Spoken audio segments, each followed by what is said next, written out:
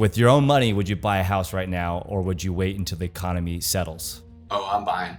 I think more wealth is going to be created right now than name your time period in the past, right? The last 5 years, 3 years, 10 years, whatever you want to say. And the deal right now is debt. The deal right now is being able to borrow at 4% for 30 years. Because Daran, as investors, right, we feel pretty good about our ability to borrow something at 4% and earn better than a 4% return.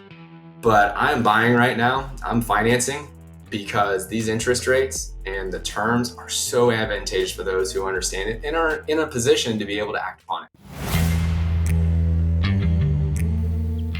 You're listening to the Establishing Your Empire show, a podcast that inspires entrepreneurs, creatives, and future business owners to pursue their passions, grow their organizations, and build their empire. My name is Daran Herrman, and creatively, I'm best known for my photography.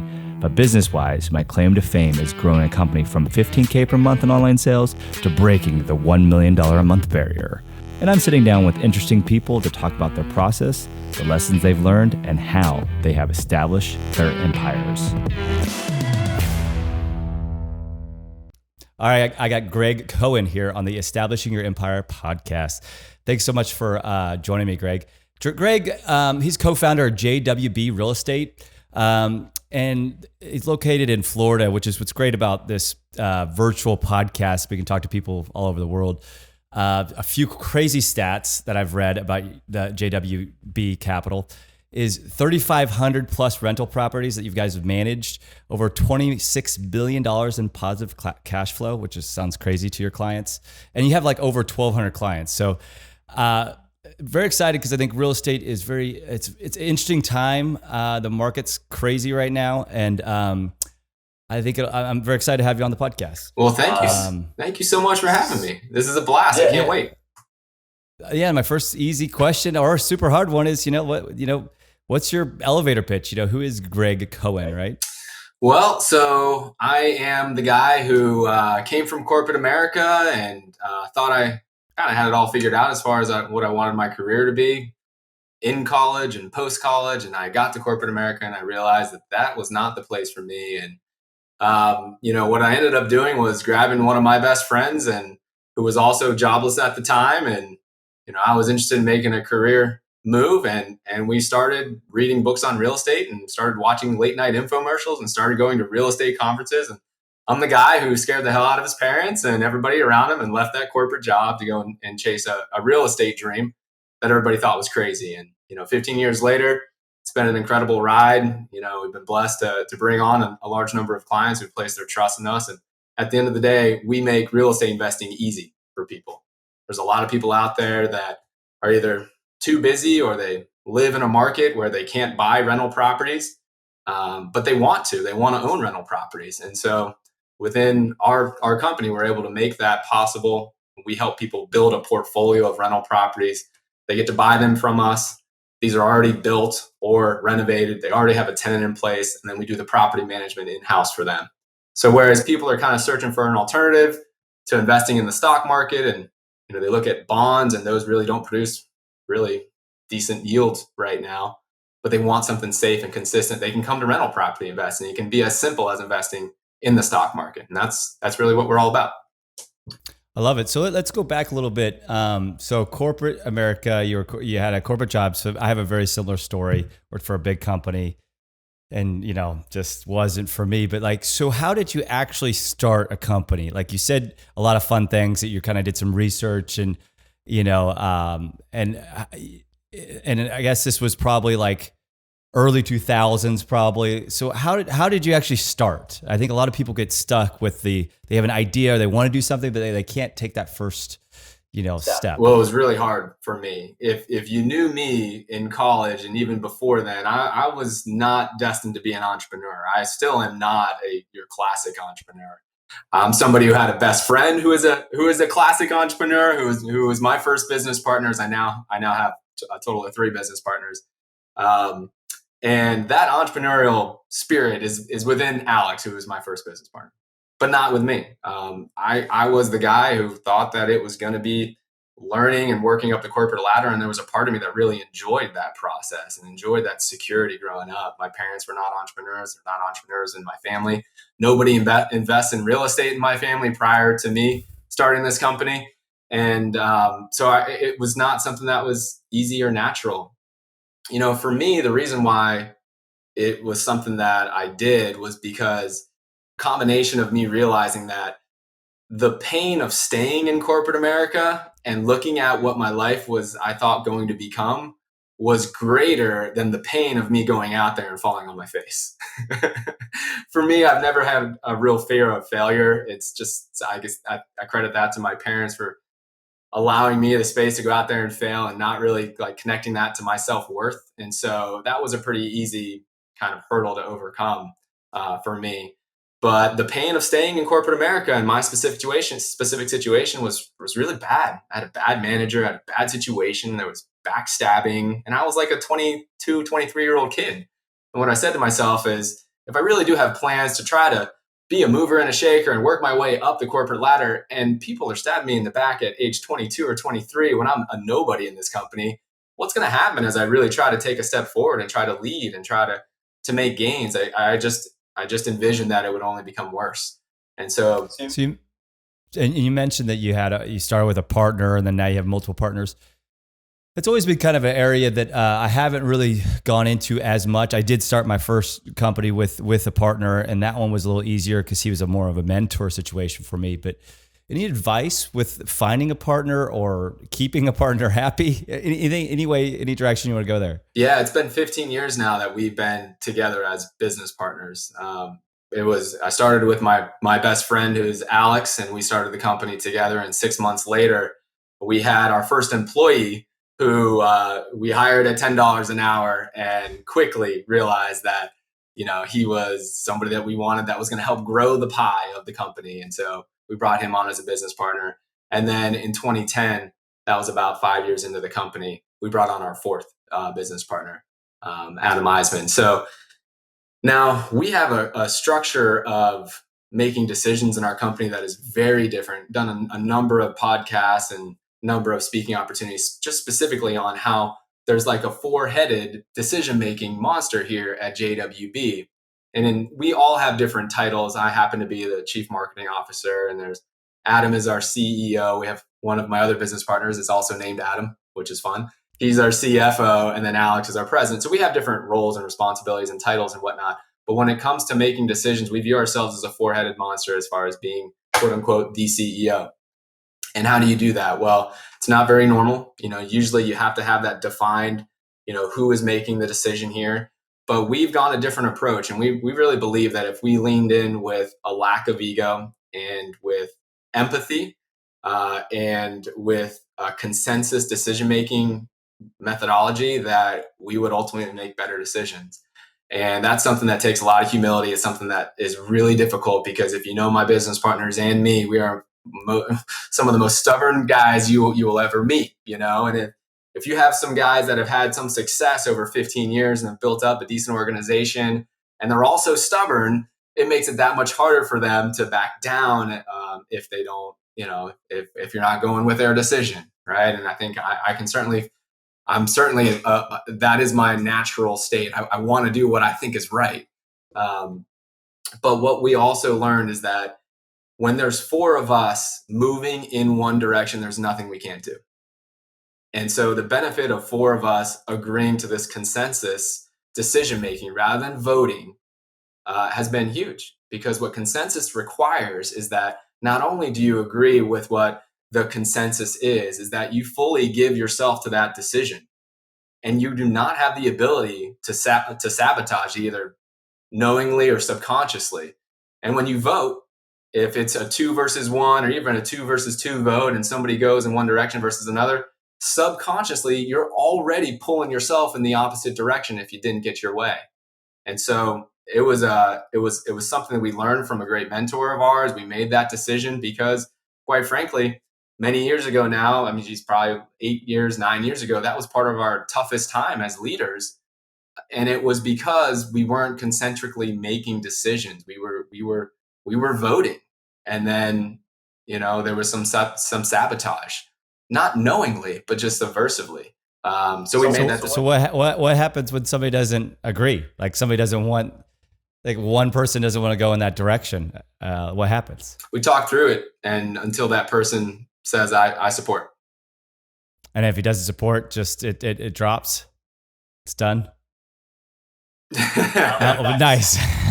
well, that's great, because the thing about having, it is interesting because we're talking about voting. Well, it's even numbers, so that makes voting already difficult. Right. And then also it is interesting because it probably does slow you down in some ways, but speed you up in the ways that it should speed you up in, right? Because if you're all for wanting to do that item, it's probably going to get done pretty quickly. But if, like you were saying, that's an interesting take on it, to where if, two of you really want to, but two of you, don't really care or would want to focus on a different direction, the decision making process might be slower, but the actual actions of making those services or projects or whatever it might be might actually end up being much quicker. So walk me through those first 5 years. Any trials or tribulations, any ups, downs that are fun to talk about? So if you could think of about the wrong time to start a real estate business with a couple of guys, 3 guys who had no real estate experience, no money, no experience in business overall, 2006, which is when we started, would be about the wrong time to start a business in real estate. And that's what we did. So in 2006, we bought about 40 rental properties. We were borrowed to the hilt. We borrowed, bank financing, which, generally those interest rates were 6-7% at that time, which sounds really high today, but not incredibly high. But we would borrow additional money to be able to buy those properties and then renovate those properties. And so we had some really big holding costs. And at that point, now we bought them the right way, meaning that they produced positive cash flow. So that was in our favor. And that was always our, a belief. The number one rule when investing in real estate should be that it should be positively cash flowing. But, we had never really been through a recession before. We had never seen home prices drop. We didn't think they were going to drop. Nobody did in 2006. Now, in 2007, 2008, 2009, we know what happened. The market crashed and prices fell over 35% in Jacksonville. And so you had these 2 or 3 guys at that time who had all of their money borrowed in 40 rental properties. And you would think that that was about the worst situation. You would think that we had to, give those properties back to the bank or shut down shop or do whatever. But that wasn't the case. And we learned a lot through it. We learned that cash flow is the number one reason why you invest, because home prices fell, but rent rate stayed consistent in Jacksonville. And that allowed us on a monthly basis to continue to earn that positive cash flow. People were still renting homes for us. People were still paying rent. And it didn't matter to us that the home values dropped so much on paper, because this was always a part of our long-term retirement plan. We were investing not to sell it in 1 year, 2 years, or 3 years. We were investing to sell it maybe never, right? I still own those properties today and a whole bunch more. And so the plan was always to hold on to those for 10, 20, maybe 30 years or more. So what we learned was the difference between positive cash flow and then your net worth on paper. Our net worth on paper was abysmal in 2008, right? But our cash flow was nice. And so it allowed us to continue to grow. Contrary to what a lot of people did, we made investments in people, in systems. We hired, we grew our business, and we couldn't have done that without consistent cash flow. So it was, that's me telling the story, 15 years later, 13 years later, right? At that time, sure. You want to talk about trials and tribulations. So scary for us. I mean, there were many days and many nights where I was like, what are we going to do? Because I knew how the fundamentals work, but I didn't, I was still on pins and needles waiting for the other shoe to drop. Plus, you didn't know that 30% was it could have kept going. You didn't know that was it, right? That time, could have kept going. Like, yeah, completely. People are like, well, this is going to keep going. I don't know if real estate's ever going to come back. And we're like, so we did more research and we looked into it and we realized how market cycles work. And the really cool thing is that what we also learned through this experience, now that we've been through a market cycle, market cycle is generally known between 10 to 20 years. Even though home prices fell about 35% in Jacksonville from 2006 to 2009, the actual average appreciation rate in Jacksonville going back for the full market cycle is still over 4%. So if you look from 2001 to 2020 and you looked at the average appreciation rate per year, it's over 4%. So what that shows you is that supply and demand work in real estate over a full market cycle. And if you buy and hold rental properties for the long haul, you're going to end up with home values appreciating as long as you're in for a full market cycle. What about, let's jump ahead, 2020, 2021, COVID, interesting economically, this kind of crisis that could happen. China is getting more powerful. Do you see, do you think this housing bubble is going to happen? Could it be worse? Any thoughts around like this world that we're in right now? I had a lot of questions from current clients, folks who are thinking about investing in real estate, and they're saying, well, I love rental properties. I love positive cash flow. But if I know that home values are going to drop in 6 months or a year or in 2 years, should I wait to purchase? And so we really did a deep dive on the numbers. A couple of things to point out, and it's a little bit different than what common knowledge is. Most people think because of what happened in 2008, that anytime you hear the word recession, you automatically think housing crash. But actually, that's not the truth. In 4 of the 5 previous recessions, home values actually appreciated.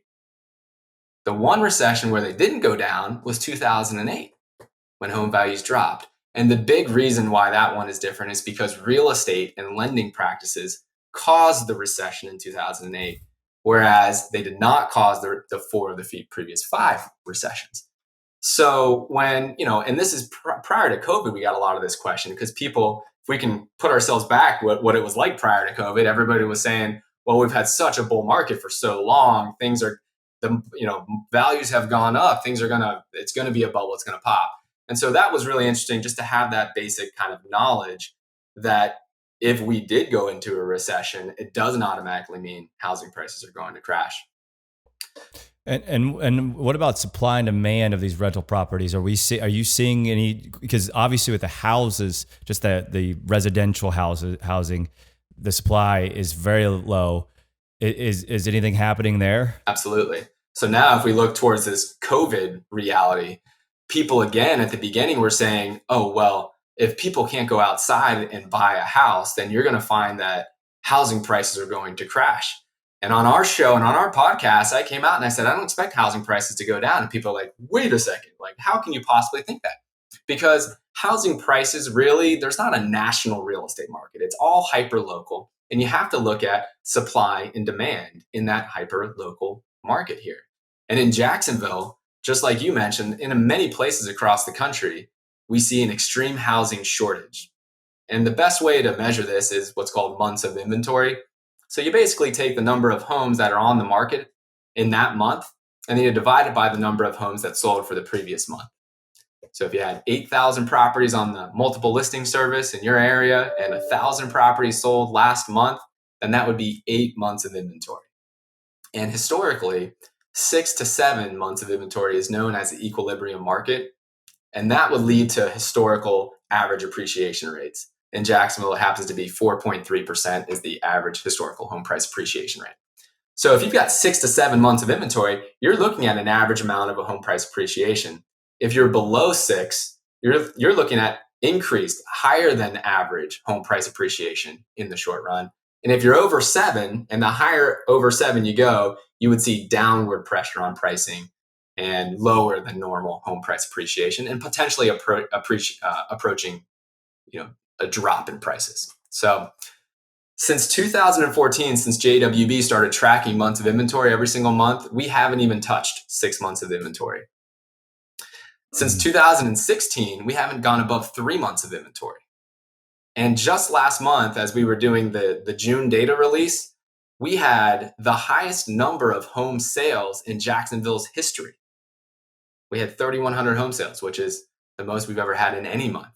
And we still have this shortage of inventory as well. We actually have 2.3 months of inventory in Jacksonville as of June 2020. So when people are concerned about what's going to happen with pricing right now, I don't see housing prices going down anytime soon. What this means is that we could withstand a significant drop in the number of home sales before you start to see prices even get to average historical home price appreciation rates. So that's why I came pretty strong in the beginning in March and said I just didn't see this leading to a decrease in home prices. And the other thing I shared with people is that, buying rental properties is a beautiful thing compared to buying stocks, because in the stock market, you're trying to time the market. You're trying to bet on whether the value is going to appreciate or depreciate, right? In rental property investing, that's the least most important thing, right? Because if you buy today, short-term pricing matters the least. You're also getting all this incredible rent that's coming to you, right? Which results in a positive income to you every single month. You've got tax savings, you've got principal pay down. Now you have this incredible opportunity to secure long-term interest rates at like 4%, which is incredible. So if you are trying to time the market in rental properties, it even makes less sense, because you're giving up all this real income that you could be getting for 3 months, 6 months, a year, while you're potentially waiting for the market to drop. And even if it does, I've been through that before. And if you give it a long enough time period, it's going to come back. So yeah, I came pretty strong with that. It's nice to see that now home prices are following what we predicted at JWB. And I don't see home prices going down anytime in the near future. And my main indication would be looking at months of inventory if something would change. And it's pretty low supply right now, just like you were mentioning. Yeah, Austin, Texas is really low here, and prices are going through the roof. What about, there's so many different directions we go. What about single family homes versus multifamily? Like, you hear like Grant Cardone and all them just preaching the multifamily really strong. If somebody had a finite amount of resources they want to invest, which we all do, I guess, where do you have a favorite there of where to put your money? I like multifamily. I like single family, but I put all of my money in single family. And the reason is because I think Jacksonville is the best market, and it's largely market specific as to whether or not multifamily might be the best approach for you, or single family. In the Northeast, there's a ton of multifamily properties, and they can make great investments because you get economies of scale. You have reduced vacancy risk. You have one roof to fix if something breaks, instead of 3 or 4 roofs to fix. So, I like that value there. But in Jacksonville, the way the housing stock is, our neighborhoods are built in the 50s and 60s, and it's largely single family detached housing. And the reason is because there are multifamily properties in Jacksonville, but they're not in the cash flow neighborhoods that I want you to be investing in, right? Those are in low income neighborhoods, and low income is not the best place for you long term, because you have such high turnover costs that I check that it's not even on my list of where I would invest myself or where I put our clients. So we're looking for that cash flow sweet spot, just below middle income, but not low income. And so you just don't see multifamily properties in that space very often. Say somebody who's, you were pretty young when you started in this business. Like, how much money does somebody need to get into real estate? Because a lot of people get really nervous about that. They're like, oh, that's something when I have a lot of money, right? So how does one start? It's the whole idea of the no money down, getting into real estate thing really makes me cringe when you're talking about rental properties. It's not real, right? You need to have an investment. So for a typical investment property with JWB, at a minimum, you're looking at about $40,000, including your down payment plus your closing costs.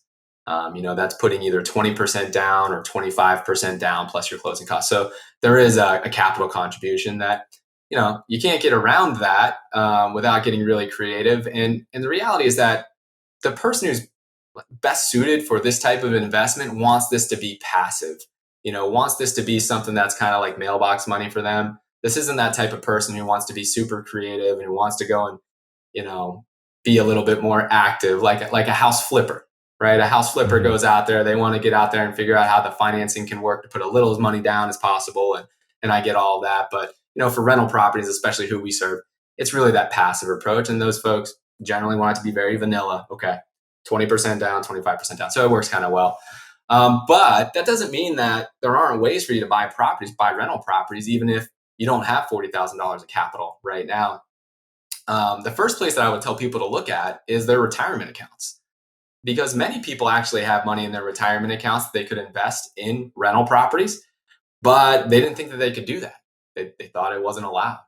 And at the same time, most Americans are so heavily invested with the retirement account money in the stock market that it's really not a diversified and allocated portfolio as it is. So be able to take some of those chips off the table as far as what you have invested in the stock market to reallocate those into rental properties might be a place to find capital that you didn't know you had that you could put into a different asset class. There are other things that you can do as well. When I first started, I had great credit. I knew the property that I wanted to purchase. I just didn't have the down payment. And so I went to my dad and I said, Dad, let me go ahead and be the credit partner on this. Will you let me borrow the down payment? And so, maybe in your family, maybe in your circle of friends, maybe you have colleagues at work that you're looking at potentially getting in this together. It actually can kind of work out like a great team sport. You may be able to be the credit partner. The other person, your colleague, may be able to be the down payment partner, and you guys might split the property 50-50. Or, you may be the credit partner. He may or she may give you a loan, and then you can pay them back with the positive cash flow over time. That's what I did with my dad. He was the loan. And when you say the credit partner, although I think I understand it, just for some people who might not, that's basically whose name's on the loan. Is that what you mean by that? Mm-hmm. That's what I assume. So they're on the hook, of course, but they're no cash in, right? $0 in. That's great. That's a great way also to partner with somebody. And partnerships are always great. A lot of people get really weird about those. Now, it is a little bit like a marriage, so don't just jump in with the first person that's going to give you $40,000, right? Because you're going to be tied to that person for a while. But it's a great way to expedite your goals and get to other things. What about 0% interest rates? Sounds crazy, right? Cheap money. A lot of times that's a way to artificially mess with the market, as legislative, that just happens, right? It's not really a natural way, because that should never be, right?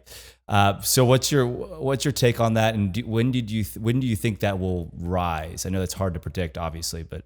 So you're talking about like our national, like what the Fed is doing with it. Yeah. The number one goal for the Fed right now is to keep our economy from going into shambles. And, as the US economy, we have this incredible ability just to print money.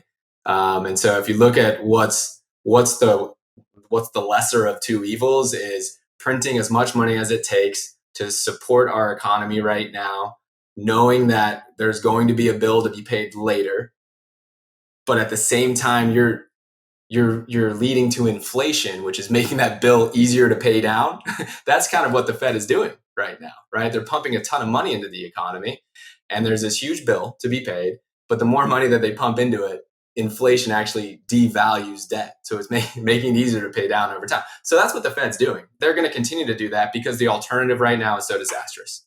So, I get it too. And it's a crazy thought process, but it does actually make sense too. And I've heard of this, where basically every percentage point that the interest rates go down, 10% it goes up in housing prices. And I think we're seeing some of that supply and demand plus this interest rates. So, and I think you already answered this, but I'm going to ask it more directly. Like, with your own money, would you buy a house right now, or would you wait until the economy settles? Oh, I'm buying. I am buying so much right now. In fact, an article just came out literally before I jumped on with you. We made a significant investment in downtown Jacksonville and bought the Federal Reserve building downtown, which was the former Federal Reserve building many years ago. It's a vacant building. We bought it for $1.8 million. We're going to do an extensive renovation to it. It's our second purchase downtown Jacksonville in this year, and we have a few more coming. And so we're making significant investments, not just in commercial buildings downtown. We continue to we'll buy about 700 rental properties this year as well, either lots or properties that we'll then renovate and turn into rental properties as well. And so I am buying a lot. I think more wealth is going to be created right now than name your time period in the past, right? The last 5 years, 3 years, 10 years, whatever you want to say. And the deal right now is debt. The deal right now is being able to borrow at 4% for 30 years. Because Daran, as investors, right, we feel pretty good about our ability to borrow something at 4% and earn better than a 4% return. you know, and for you to have that locked in for 30 years is an incredible opportunity, right? There's never been a better time to understand the difference between good debt and bad debt. And good debt is taking out debt that is inexpensive. So think a 4% interest rate, that's incredibly inexpensive. Taking out that debt on something that pays you every single month. So like a rental property, you take out that 4% debt, you make the payment, and more money comes back to you every single month. So it's positively cash flowing. And then you're investing in an asset that goes up over time. If you're in for the long haul, it's been shown and proven that real estate tends to go up in value. And that's smart debt. So you do need to understand it and be responsible about it. But I'm buying right now, I'm financing, because these interest rates and the terms are so advantageous for those who understand it and are in a position to be able to act upon it. So what about, everybody talks, well, not everyone.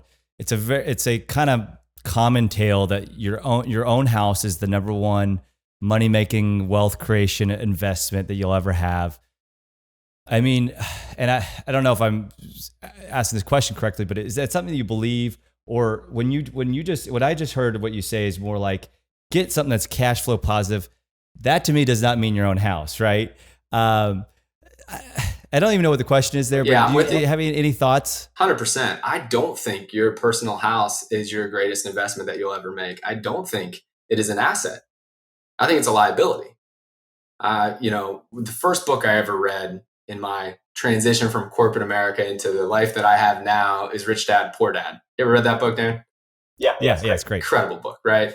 Robert Kiyosaki is the author, and his definition of an asset versus a liability is pretty simple, and I adopt the same thing, right? An asset is something that pays for itself and pays you every single month. A liability is something that you pay for every single month, right? Well, for my rental properties, they pay me every single month. Boom, they're assets. My personal house, I pay a lot of money out the door every single month.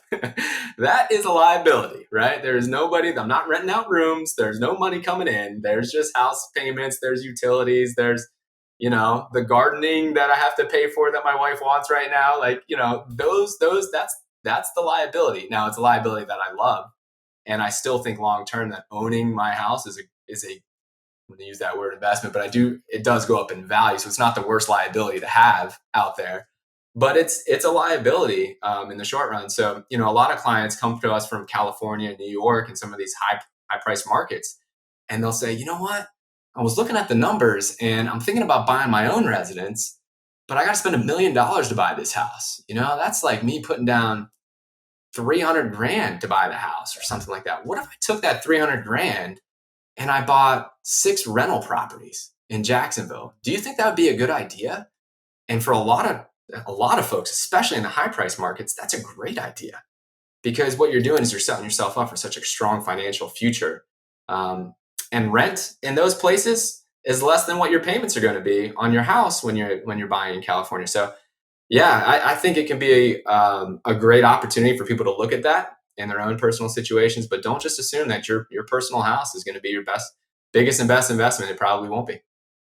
So I'm from Kansas, right? So I'm from this college town where you buy a house. Let's say you spend $100,000 to make math easy. You're expecting like $1,000 rent, ish, right? Maybe $850, $900, $1,100, depending on the place. In Austin, Texas, you spend $100,000, which doesn't happen. You probably get $300 a month rent, right? Where do you see, obviously the higher number, the better, but actually where do you see that land? Like I always heard that be called the 1% rule or whatever. And my first house was in college. I had 3 tenants with me. I bought it with $2,000 down, and I grew up very poor, so I had no money, but I made it work, and it was great, and was able to sell it at a profit. But of course, that house was $74,000. Of course, a long time ago, but still. Where's kind of the sweet spot? Where do you kind of see that you can actually make investments at, right? Like that's real. Yeah. Well, I think your number one rule when you're buying rental properties has to be that it pays for itself. There has to be positive cash flow, because I believe in acquiring assets and not liabilities. But then the question is, okay, do I always go with the market that has the best rent to price ratio? Do I always focus on the most positive cash flow? a lot of investors come to Jacksonville with this question. And I always ask them, are you looking at this just because you want the best positive cash flow, or do you want the best total return on your money? Because one of the best things about rental property investing is the other profit centers not named positive cash flow, right? We've got tax savings from depreciation from a tax perspective, not from value depreciation, but the IRS giving you tax breaks. We've got principal pay down. We've got home price appreciation. And then we've got the value of inflation devaluing your debt. So the longer you hold the asset, it's a hedge against inflation. So you've got all these other profit centers. And what I really challenge investors to look at and understand is what's most important to them, right? If you want just the biggest gains out there and you're willing to take whatever risk, you're going to go to a market like California, like San Francisco, and you're going to buy a house that's a liability every single month and hope that you get 10% appreciation for 3 years so you can make $100,000 or something like that, right? That's one end of the spectrum. And that's not how I subscribe, because that's a liability because you're paying money in every single month. You could go to the other end of the spectrum and go to a market like Kansas City is a great market. It's from a cash flow perspective, right? You might even be able to get close to the 1% rule like you were talking about there. But what you get is a great rent to price ratio, but the other profit centers don't really compare. If you look at the long-term appreciation rate for a market like Kansas City or like Cleveland or Memphis, these historically grow well below the national average. And when we're talking about investing in rental properties, we're not talking about assets that cost $100. So the difference between, an asset that appreciates at 2% a year versus an asset that appreciates at 4% a year over 20 years that you're holding it is a big deal. So when you ask, where's that sweet spot? What I tell folks is, number one, the market has to positively cash flow.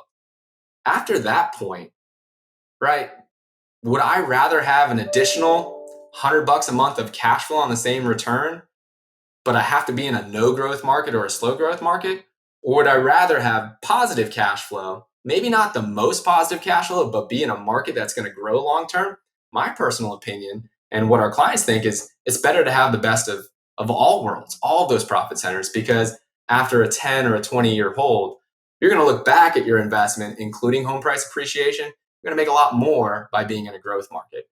I love it. So, and I got a couple, and we could, if we want to, we could rapid fire them. We could do it however you want, because I know we have a time constraint. So this one might be an interesting question for you, is the future of realtors. With more automations, the world getting much easier. I think it's an area that hasn't really done a whole lot of innovation in a long time. Any thoughts on the future of realtors? I think it's tough. I think it's going to be tough for real estate agents. You got to look at the value that you're providing. For a long time, the value that real estate agents provided was access to the multiple listing service.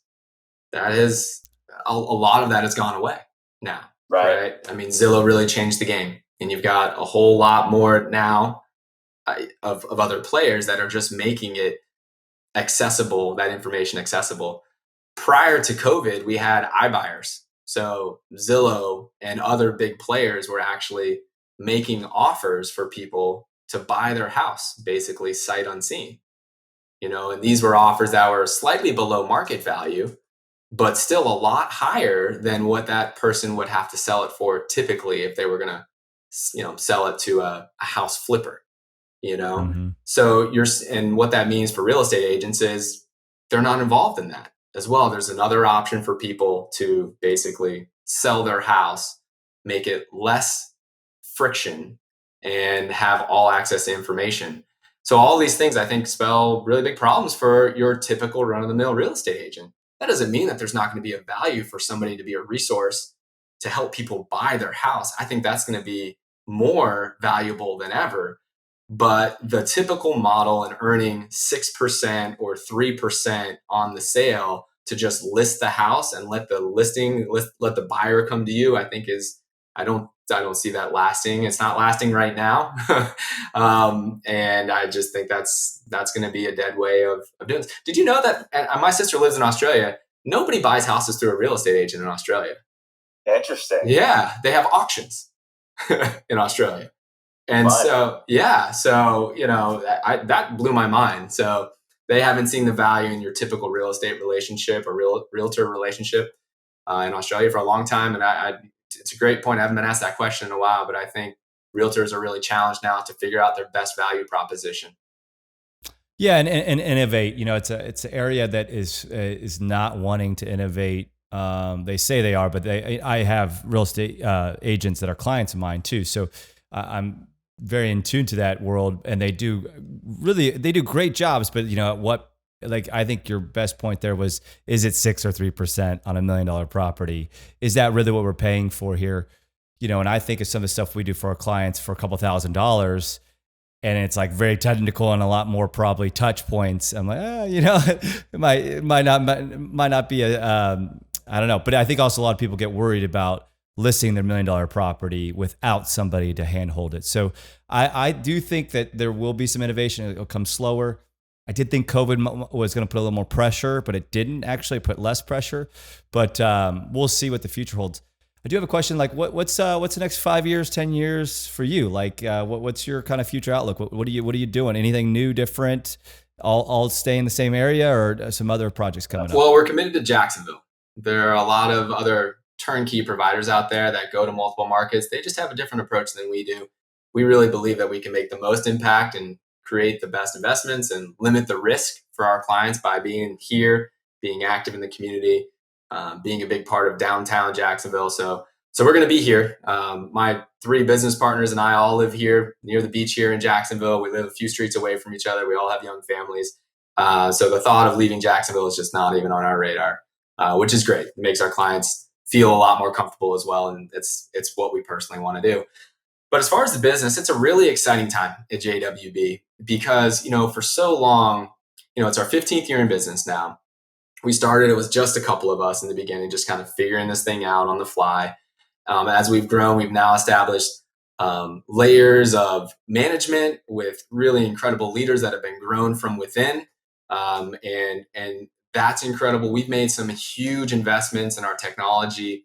We made a big investment in Salesforce that we started a couple of years ago and have continued to invest in that. And we'll continue to spend a lot of money with Salesforce for many, many years going forward. That's their model. They are good. What about do you do any short-term rental, Airbnb, anything like that?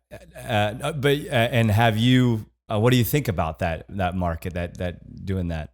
I think there are so many different ways that you can make a return on your investment in rental properties and in real estate in general, and that can be a great way to earn a rate of return for some folks. For me, and the way my mind works and the way our clients' minds work, is a big value of this is being passive and having everything done for you. And so what I feel like is that if I can win on this passive nature and have it all done for me and have long-term leases in place, our average tenant stays over 4 years. So like that kind of that set it and forget it model and just consistency means a lot to me. If I have to give up a potential couple points of return potentially in order to secure that, I'm okay with that. This doesn't have to be my home run. Rental properties don't have to be my home run. So that's how I feel. So now when it comes to short-term rentals, it's pretty close to rental properties, but it's not the same thing. Their short-term rental leases are, many times a day or a week, right? Or, something like that. So the constant turnover is a lot. Things break more often, right? You've got to repair a whole bunch of stuff. If you're doing it for yourself and you're saving that property management fee, that's a much more active approach for you. You'll probably earn a better cash on cash return, I would imagine, but you're putting in your time.